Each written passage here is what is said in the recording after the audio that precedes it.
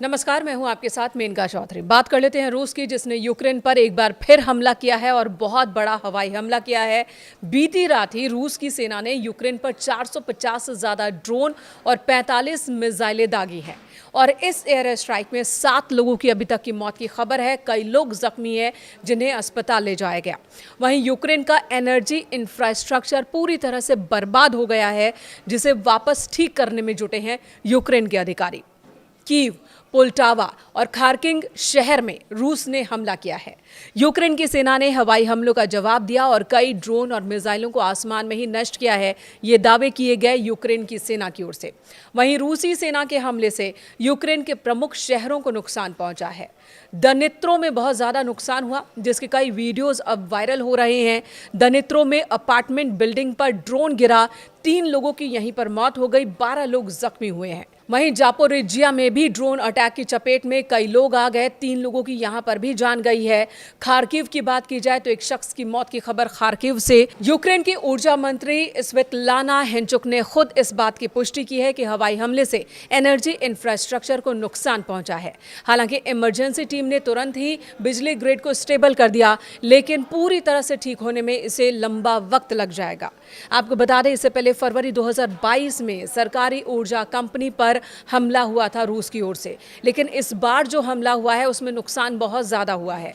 Kyiv और Kharkiv में electricity plant पूरी तरह से बंद हो गए हैं। यूक्रेन के राष्ट्रपति वोलोदिमीर ज़ेलेंस्की ने रूस की एयर स्ट्राइक की निंदा की और पश्चिमी देशों से एक बार फिर मांग की है कि रूस पर प्रतिबंध को और कड़ा किया जाए।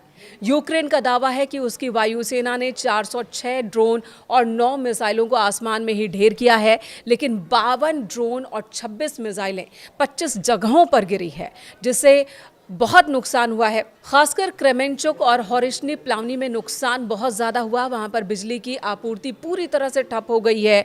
वहीं रूस के रक्षा मंत्रालय का दावा है कि हमने जो हमला किया है, दरअसल वो यूक्रेन की वायुसेना के हमलों का जवाब है। तो यूक्रेन अगर हमला करेगा तो हम भी जवाब देंगे, ये कहना है रूस का।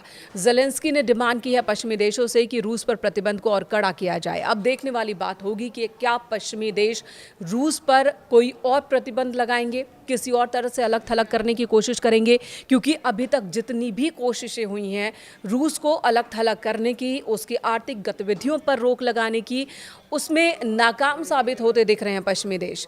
चाहे राष्ट्रपति डोनाल्ड ट्रंप की बात कर ले अमेरिका के, वो लगातार पश्चिमी देशों से, यूरोपीय देशों से ये डिमांड कर रहे हैं कि आप भी रूस के साथ जो अपने व्यापारिक रिश्ते हैं उन्हें कम कीजिए या फिर बंद कीजिए।